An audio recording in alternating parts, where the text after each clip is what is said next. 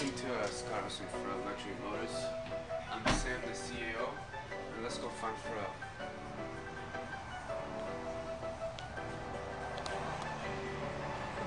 Now, where's Pharrell at?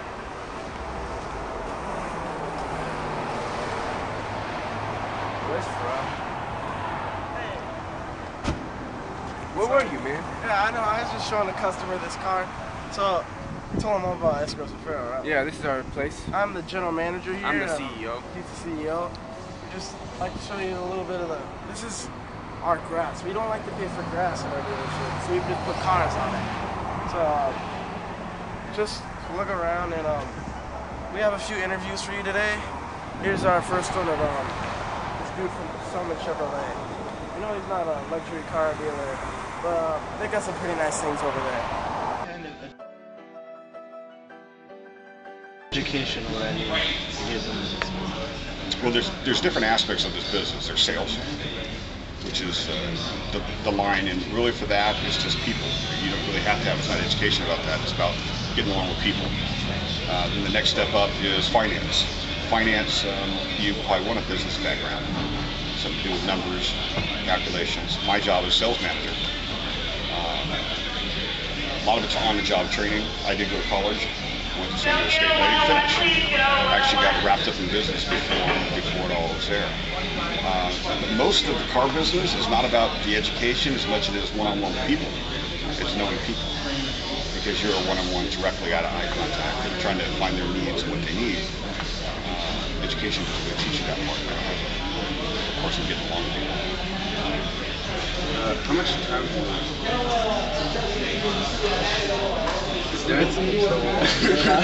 They don't want to apply to this company. It's alright. Take time, guys. Is there a demand for my product, and what will it cost? For cars? Yeah. There's always demand. Everybody has to have a car, especially in California. You have a public transits like New York does, that kind of thing. And so there's a huge demand for cars. It's just whether people can afford them at the time. That's why there's new and used. So if someone can't afford to get a new car, but maybe they can afford to get a used car, how much will it cost you? Depending on what you got in your pocket. No, depends on what your needs are. You know, if you got a good job that can handle a bigger payment, then the car can go up in value up to $50,000, $60,000, $70,000. If you're a starter outer, if you're just coming out of college and you get a good job, like a 25, 30 grand a year, then you want to stay in a car that's 15, 18 grand so you can handle payments. Unless you got a money tree in the back. Everybody pointed at him. We need to talk about a car. So, as a dealership, I know that you purchase cars from the source. Is there any sort of like payment you have to make to the government, like for, I know you have to register vehicles once you're an owner, but as a dealership, are they registered? No. A new car coming here unregistered. They're from the factory. We're a distributor. So we buy the product, and then we sell the product to the public, which would be you.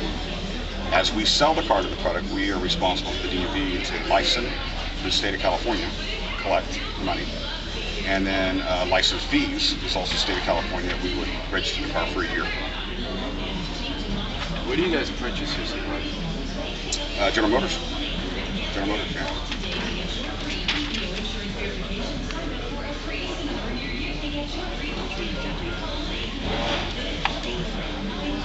How much will advertising cost? How do I go about advertising? We spend a ton of money in advertising. General Motors spends every commercial you see on the TV about the Tahoe and the Silverado. That's huge money. Each one of our cars have a certain amount of money attached to it for that advertising. So it's involved in the cost of the vehicle as far as General Motors. Now, us personal on this level, you guys live in the local area. If you watch cable TV, you'll see our commercials. Just selling Chevrolet, been here for 59 years, family owned and operated, #1 in California. We're the largest Chevy dealership in California. And we're also in the top 2% in the nation as far as the store for customer satisfaction and service and sales. So we do a lot of advertising. I mean, it could be $20,000, $30,000 a month spent in advertising, just to let people know you're still here. And how would you advertise? If you're going to own a dealership or if you're going to work at a dealership? If you own it, you would do the same thing we do. We would buy cable time and make a commercial and put it out there, or we would run ads in the register, sale this weekend, that kind of thing. Then there's Facebook and Hotmail, little tags that come across, say Chevrolet. Those are ones that you put in. It's called banners. We spend money on banners that are just flashes on your internet. So yeah, it costs a lot to do all that, but there's a lot of little pieces, and you pay each time it runs. You don't pay, one lump sum, like you say 20 grand a month, and I get 5,000 spots. That type of thing. So I know Selman's been here like 15 years. 9 years. How did the owner of Selman come to own this location? It starts back about 70 years ago. The original Selman worked for actually Guarantee in Santa Ana. He was a salesman there, very good at it. And he opened up a little store in the Circle called Selman Chevrolet. And 59 years ago, he opened that up, and then he moved over here 49 years ago. The store's been here for right at 50 years. Now, the third generation runs it. He passed it on to Bill Selman. Bill Selman is kind of retired, and his son Trey runs it now. William Selman III, called Trey. And then, will my business require overseas labor? No. No. And then, what kind of income can I realistically make up to? As an owner. See, that's up to you, because it's all about how many units you sell. A small dealership, who sells 20, 30 cars a month would make less than a dealership like us who sells 150 to 200 a month. But it's not just about sales, it's also about service. I can't answer that question because you'd make a lot. I mean, you'd be very well set. If you could sell 200 cars a month and then service them and have a good service department that would take care of the customers and keep them coming back, and a good body shop for when those rainy days and accidents keeps them coming back. And so, I mean, you could be very well set. It's not like it used to be. But yeah, I would say that you'd be one of the richer guys.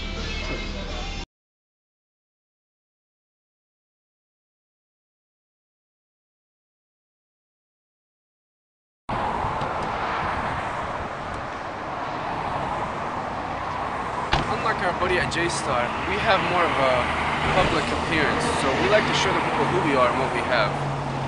Now, where's our buddy Pharrell, man? Pharrell, you keep disappearing, man. We need you. Sorry, I was just shopping for some groceries, gotta have the kids. So, this is my family car. I like to keep a public appeal. I have cars that I have for sale out here on the lot, and I drive around with my friends. So, this dude at J-Star is crazy. But here's this interview anyways. How do you guys go about customizing your cars or getting your cars customized for the customer? Right. It really varies on which cars are customized already or which ones we're going to customize. It really starts first off what we get at the auction. The vehicle can already be lifted, or it can have rims and tires on it, or a body kit, or other dealerships will call us and they might have a car we want, or we'll get it off a trade-in if someone trades something into us. If it's not that way, if we want to take the option of tricking out a car, we can do it on our own. We can put different wheels and tires on it. We can put like a different body kit skirting on it. We can lift the car and fabricate it and modify it to where it looks, if it's a truck or SUV, we can do a lift to it or lower it. So pretty much we do it that way. And if it's something, it's just up to my owners and my GMs as far as the decision they want to, which car they want to modify or trick out, or those kind of things. So, and then everything else is just, we get all our parts and wheels and lifts from just other, businesses in the area. So like, how you get your cars from like the auctions and stuff? They can come from the dealer auctions. They can come from other dealers will call us with cars they have in their inventory that they might not want to sell there, or it might not fit their inventory. So if you look around and see what we have a lot of, crazy stuff and exotic stuff and lifted things and lowered things. So people that have those things will call us and see if we want to purchase it from them. And then if anyone wants to sell their vehicle or trade it in, they know to come here because we do those kind of things. So.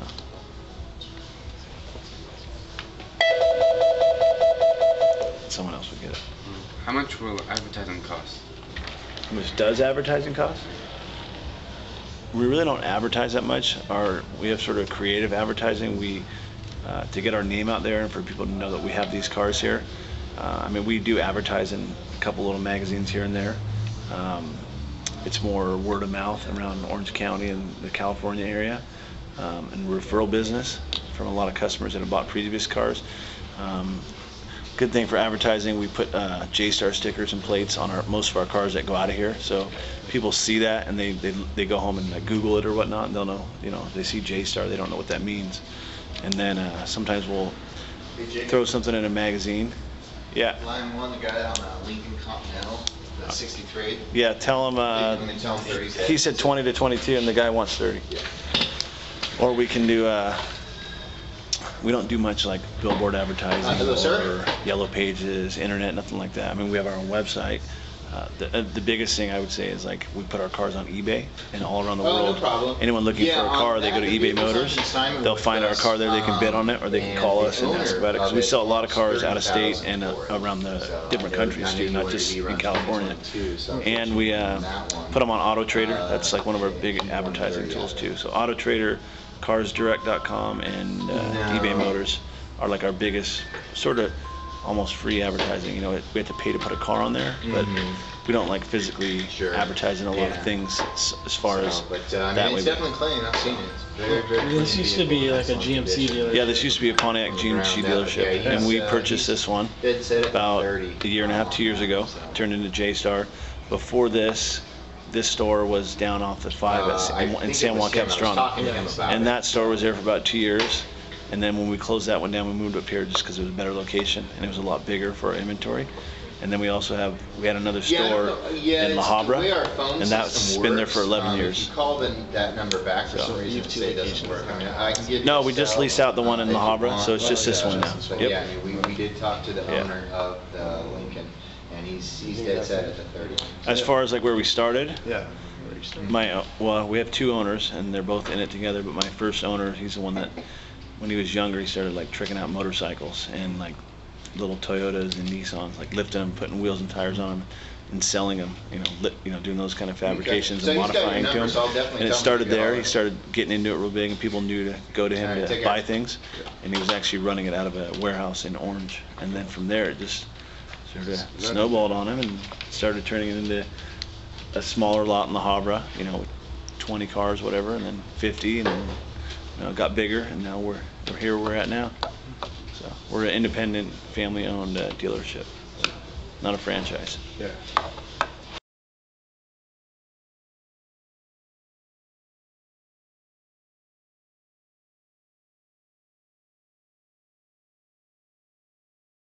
Like, we found out right now that this is a really shady company or business altogether.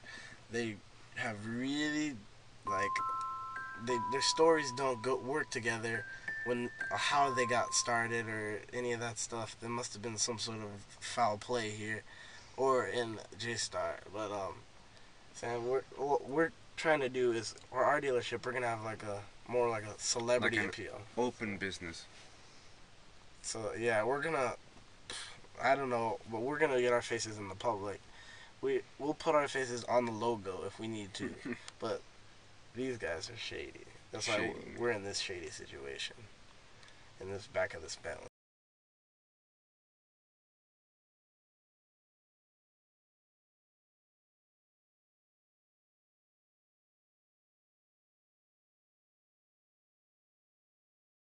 How do you sell cars out there? What do you mean by sell? You mean as far as the whole process, how it starts and what happens? Yeah. Okay. There are basically here we have two different ways of doing it. One way, which has changed in the whole car industry and changed the whole car industry, is the internet process. The internet process starts by getting a lead over the internet. Somebody texts us a message and wants to know information about the car. We in turn text back, and of course your goal is to get to the point to where you can talk to them on the phone. And so you keep working with them until you're giving them answers, until you can talk to them on the phone. Once you talk to them on the phone, then you can start negotiating the price, figure out what they're going to pay for it, and see if you guys can come to terms, and then you end up selling the car. That's one way. The second way is a customer that walks into the dealership has either seen your internet, driven by, or has some reason to come in here and take a look at a car and want to buy a car. So it's up to salesmen to qualify the people to see if they like the car, if they want the car, and give them enough information to convince them that it's something that is in their desire to buy the car. And then if it's in their desire to buy the car, then it's up to the salesman again to close the deal. Ask the right questions. You know, are you ready to buy now? How are you going to pay for it? Are you going to finance it? Those type of questions are what's called closing questions. And that's how the part of this process that completes the sale. And then you either have a sale or you don't have a sale.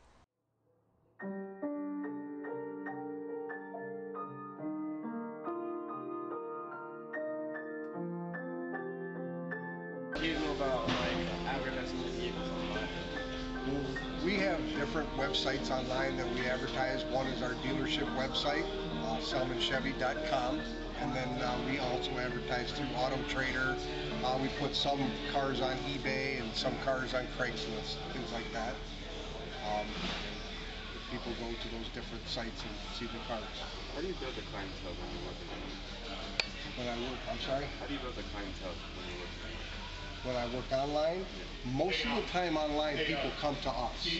We really don't do a whole lot of advertising. Just we send information out to past customers, okay?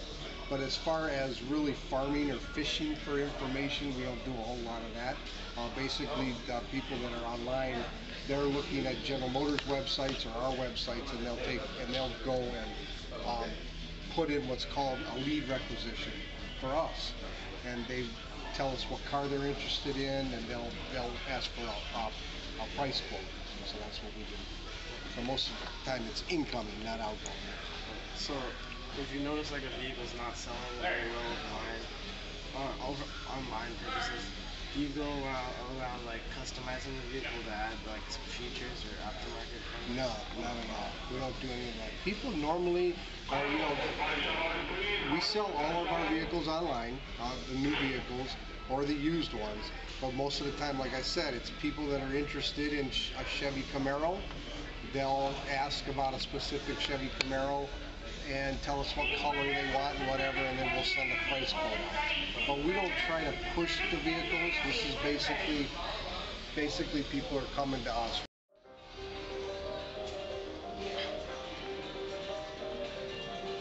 So you know, for most car dealerships do stuff kind of normal. This is kind of normal, but it's got the Callaway package.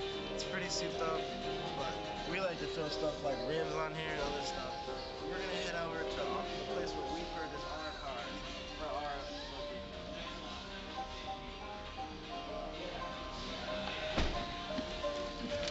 Let's get out of here.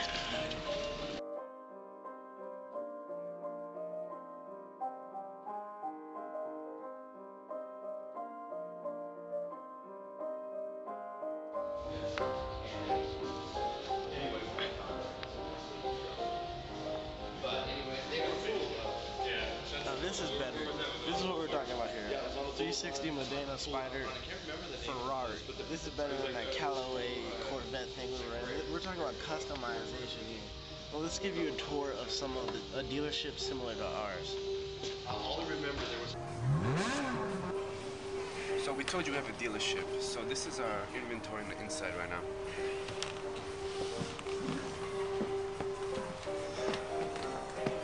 Alright, so you want to give him a tour? I parked this one. So, having a dealership is something we don't like stuff outside. All our stuff is on our inside. Right here, got a Diablo, Mercedes, all that stuff. But cars outside, there could be rain, dust, and everything. Just look at this inventory. This is Sam's favorite little car. I don't know why it's here. We should show him inside. And here's basically outside. We like to keep the cars around back if we can't fit them all inside. That's Julio's car, the sales. Janitor? The service janitor. Yeah, that's what we call him. Oh, that's my car.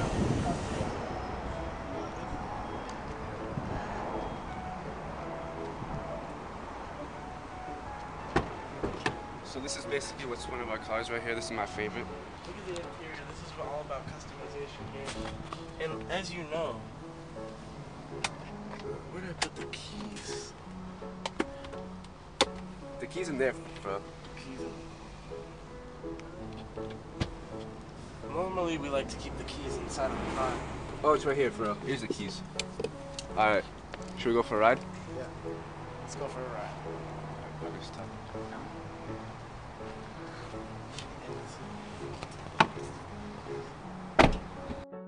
Inventory. This is where people choose the rims.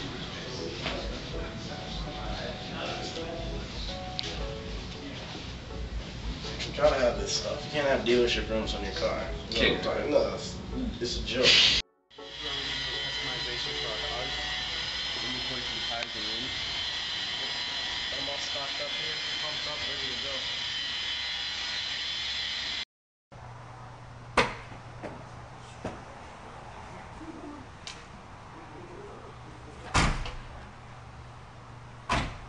Alright, thank you for visiting Scaros and Pharrell Luxury Motors. We hope you have a nice time. Pharrell? So, got an appointment we gotta get to, so we're gonna have to let you go. We don't try to be shady people like the other people in this industry, but you know, sometimes you just gotta get places. Gotta take cars off the lot, handle your business.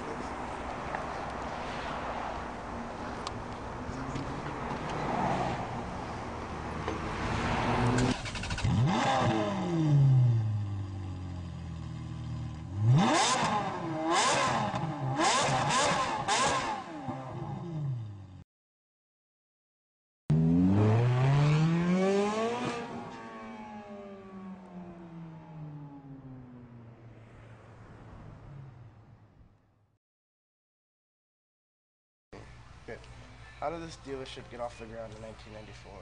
Hold on. Dude, I don't do shit.